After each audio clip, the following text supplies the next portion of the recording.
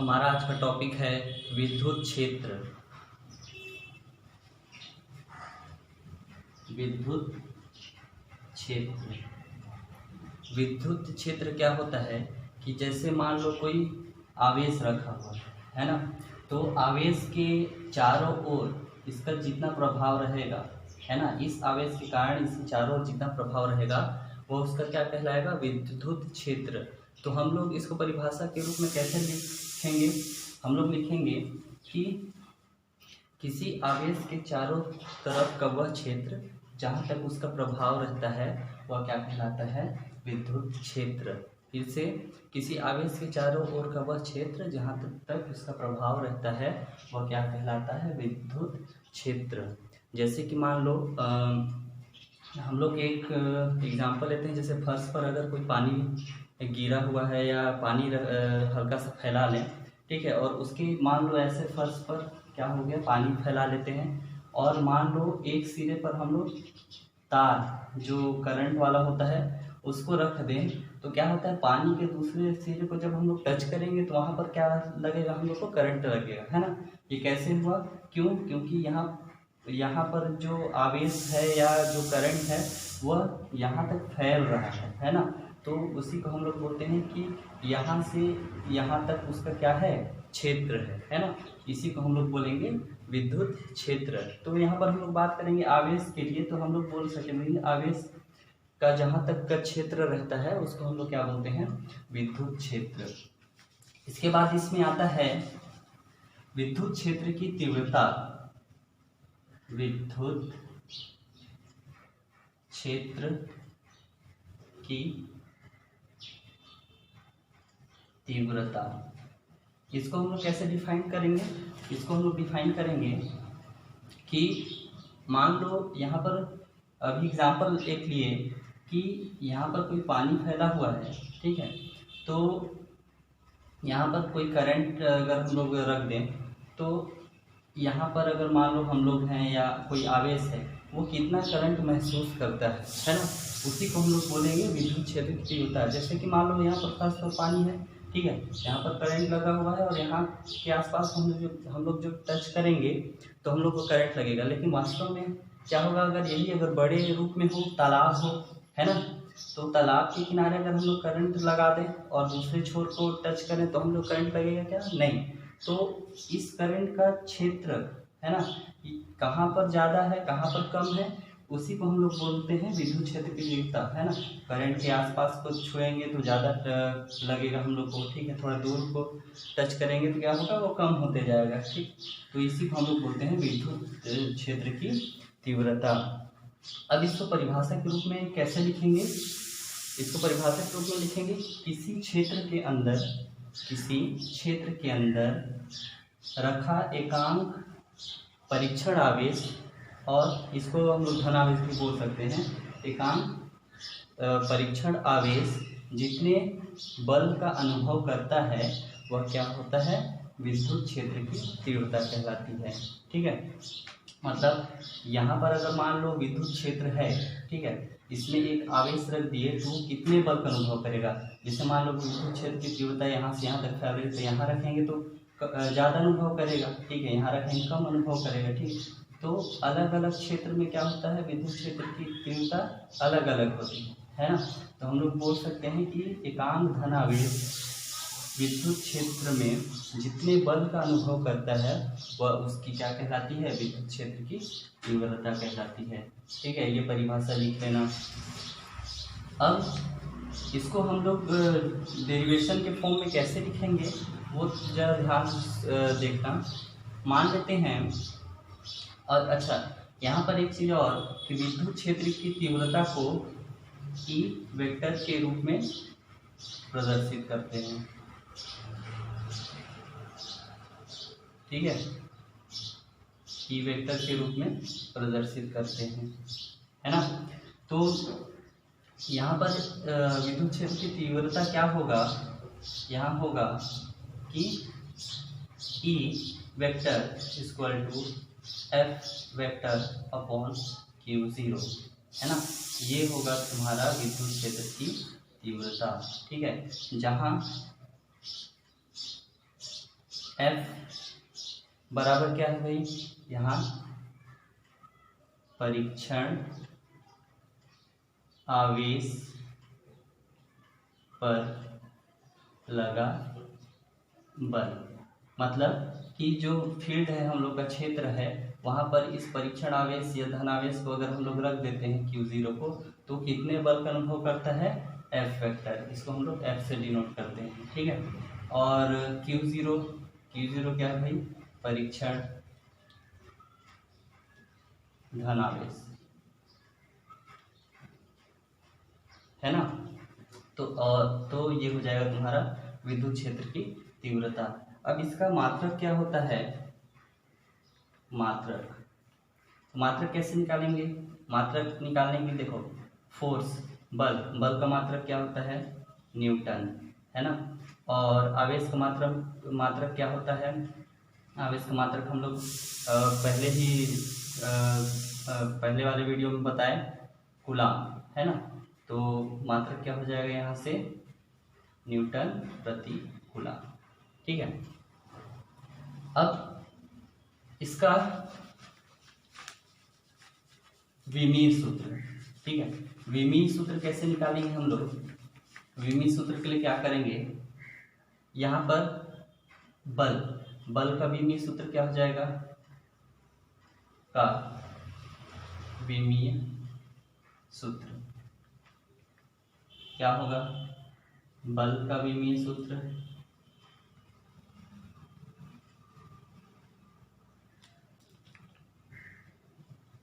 और Q आवेश का विमीय सूत्र, ठीक है। तो बल का विमीय सूत्र क्या होता है भाई, बल का विमीय सूत्र पहले निकाले हुए कैसे निकालते थे, बल बराबर क्या होता था, ये होता था द्रव्यमान गुणित त्वरण, ठीक है। द्रव्यमान को क्या होता है, m, त्वरण मतलब वेग बटे समय, ठीक है। अब m वेग भी क्या होता है, विस्थापन बटे समय, वेग बराबर क्या होता है, विस्थापन बटे समय, और वेग बटे समय दिया है तो यहाँ पर एक समय और हो जाएगा, ठीक है। तो यहाँ पर m विस्थापन मतलब लेंथ l, समय मतलब t, है ना। और समय इंटू समय है तो यहाँ क्या हो जाएगा, t²।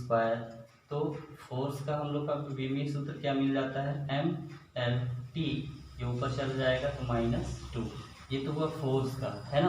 तो यहाँ पर बल का विमीय सूत्र हम लोग रख देंगे mLT -2। आवेश का विमीय सूत्र क्या होता है भाई, आवेश का विमीय सूत्र TT, है ना, यही होता है, ठीक है। तो यहाँ से हम लोग का E का विमीय सूत्र क्या निकल जाएगा, mLT, इसको भी ऊपर ले जाएंगे तो -3A, है ना, -1, इसको ऊपर ले जाएंगे तो A-1 हो जाएगा, ठीक है। तो ये हो गया विद्युत क्षेत्र का विमीय सूत्र, ठीक। अब हम लोग का अगला टॉपिक है बिंदु आवेश के कारण विद्युत क्षेत्र की तीव्रता, है ना। बिंदु आवेश के कारण विद्युत क्षेत्र की तीव्रता, तो इसको हम लोग कैसे निकालेंगे, बिंदु आवेश के कारण, तो एक बिंदु ले लेते हैं मान लो, है ना, बिंदु आवेश ले लेते हैं, वो पॉइंट पे इसका नाम देते हैं Q आवेश, ठीक है। अब बिंदु आवेश के कारण विद्युत क्षेत्र की तीव्रता ज्ञात करनी है, तो यहाँ पर कोई परीक्षण आवेश ले लेते हैं Q0, ठीक है। एक परीक्षण आवेश ले लिए Q0, जो इस मूल बिंदु से या बिंदु आवेश से r दूरी पर स्थित है ना। मतलब इसके कारण इस पर तीव्रता ज्ञात करनी है ना। वही है बिंदु आवेश के कारण विद्युत क्षेत्र की तीव्रता। ठीक है, ये r दूरी पर क्या है, हमारा परीक्षण आवेश है। तो ये क्या करेगा, ये बल का अनुभव करेगा, है ना। तो इसका डायरेक्शन क्या होगा भाई, इस प्रकार होगा, है ना। तीव्रता भी हम लोग को निकालना है, तो इसका भी डायरेक्शन क्या होगा, इस प्रकार होगा, मतलब इधर की ओर ही होगा। ठीक है, इस यहाँ पर क्या हो रहा है, Q0 जो है परीक्षण आवेश, इसके कारण बल अनुभव कर रहा है ना। तो इसका बल का डायरेक्शन, फोर्स का डायरेक्शन इस प्रकार होगा। ठीक है, अब यहाँ पर हम लोग देखते हैं कि बिंदु, इसको मान लेते हैं P, है ना। बिंदु P पर उपस्थित परीक्षण आवेश Q0 पर स्रोत आवेश Q के कारण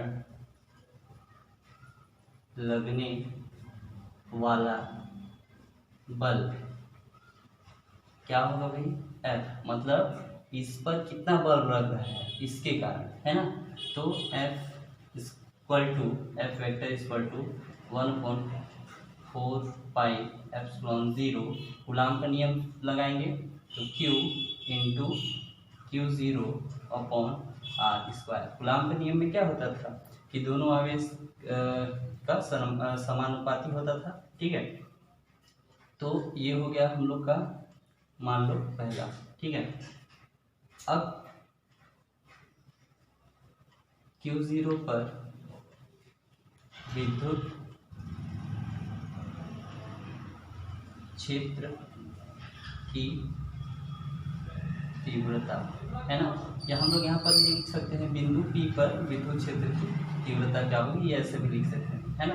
तो तीव्रता E वेक्टर से डिनोट करते हैं, क्या होता है, F वेक्टर अपॉन Q0, यही होता है। ठीक है, तो समीकरण 1 से वैल्यू पुट कर दो। समीकरण 1 से E vector equal to F vector का वैल्यू क्या है, 1/4πε0 Q0/r² अपॉन यहाँ पर क्या है Q0। ठीक है, Q0 कैंसिल हो जाएगा, क्या बच जाएगा, E vector equal to 1/4πε0 Q/r²। यही क्या है, बिंदु आवेश के कारण विद्युत क्षेत्र की तीव्रता का फॉर्मूला है। ठीक है, इसका मात्रक क्या होता है भाई, इसका मात्रक क्या होता है, न्यूटन प्रति कूलम, है ना।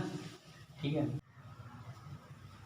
अगला टॉपिक है हमारा विद्युत क्षेत्र रेखाएं, है ना। क्या होता है भाई, विद्युत क्षेत्र के अंदर रखा एकांक धनावेश जिस मार्ग पर गमन करता है उसे विद्युत क्षेत्र रेखाएं या विद्युत बल रेखाएं कहते हैं। कहने का मतलब है कि विद्युत क्षेत्र के अंदर जो धनावेश रखा होगा, है ना, वो उसका जो क्षेत्र होगा किस मार्ग पर होगा, है ना, उसी को हम लोग क्या बोलेंगे, विद्युत क्षेत्र रेखाएं बोलेंगे। ठीक है, ये रेखा वास्तव में नहीं होता है, ये काल्पनिक रेखा होता है, लेकिन जिस पथ या मार्ग पर गमन करता है वो क्या होता है, वह वास्तविक होता है। ठीक है, यह रेखा क्या होता है, सीधी भी हो सकती है ना, सीधी भी हो सकती है और वक्राकार भी हो सकती है। वक्राकार मतलब इस प्रकार का। ठीक है, और इसकी क्या खासियत है कि यह मान लो एकांक धनावेश है, ठीक है, तो एक और एक क्या है, मान लो ऋण आवेश है ना। तो ये धन आवेश से निकलती है और ऋण आवेश पर प्रवेश करती है, इस प्रकार से। ठीक है, ये हम लोग का क्या हो जाएगा, विद्युत क्षेत्र हो जाएगा, है ना। और विद्युत क्षेत्र रेखाएं एक दूसरे को कभी नहीं काटती।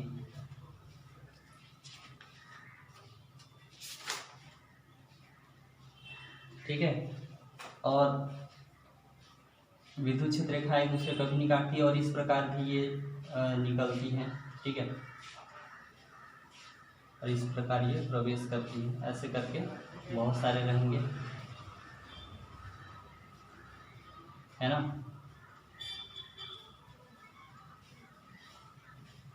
इस प्रकार, ठीक है। अगर मान लो एकांक धनावेश है, ठीक है, तब इसमें क्या होगा, इसमें ये लंबवत निकलेगा, ठीक है, और लंबवत निकलती हैं। किसी चालक से विद्युत रेखाएं लंबवत निकलती हैं, ठीक है ना। और एकांक ऋण आवेश रहेगा तो ऋण आवेश में लंबवत प्रवेश करती हैं, ठीक है। तो इस प्रकार से लंबवत क्या करेंगी, प्रवेश करेंगी, है ना। अच्छा, यहाँ पर अगर बात आए कि यहाँ पर तो चलो विपरीत आवेश थे, यहाँ पर एकांक धनावेश, यहाँ एकांक ऋण आवेश थे, है ना। अगर मान लो समान आवेश रहे तब क्या होगा, विद्युत बल रेखाएं। तो अगर समान आवेश रहेंगी तब क्या होगा, यहाँ पर से निकलेंगी, ठीक है। तो यहाँ पर से निकलेंगी तो क्या होगा भाई, यहाँ से जैसे देखो, यहाँ से निकली और इधर चली गई, क्यों, क्योंकि प्रतिकर्षण बल लगेगा ना। यहाँ से ये निकली लेकिन प्रतिकर्षण बल के कारण ऐसे चली गई, ठीक है, निकल के ऐसे चली गई, निकल के ऐसे चली गई, ठीक है, समझ में आया। ये प्रतिकर्षण बल के कारण क्या होगा, एक दूसरे में ऐसे जाएंगे क्या, जैसे प्लस माइनस होता था, है ना। तो यहाँ से निकलती थी, इसमें प्रवेश करती थी, लेकिन यहाँ पर क्या होगा, धनावेश है, तो यहाँ पर प्रतिकर्षण बल के कारण एक दूसरे को प्रतिकर्षित करेंगी, है ना। तो विद्युत बल रेखाएं भी प्रतिकर्षित हो जाएंगी, ठीक है। इस प्रकार से ये विद्युत बल रेखाएं बनेंगी, इस प्रकार से विद्युत बल रेखाएं बनेंगी, ठीक है ना। तो ये हो गया आपका विद्युत क्षेत्र रेखाएं। कल हम लोग या नेक्स्ट वीडियो में हम लोग देखेंगे विद्युत द्विध्रुव क्या होता है, विद्युत आघूर्ण क्या होता है ना, और उसके लिए अक्षीय स्थिति, निरक्षीय स्थिति, वो सब देखेंगे, ठीक है। धन्यवाद।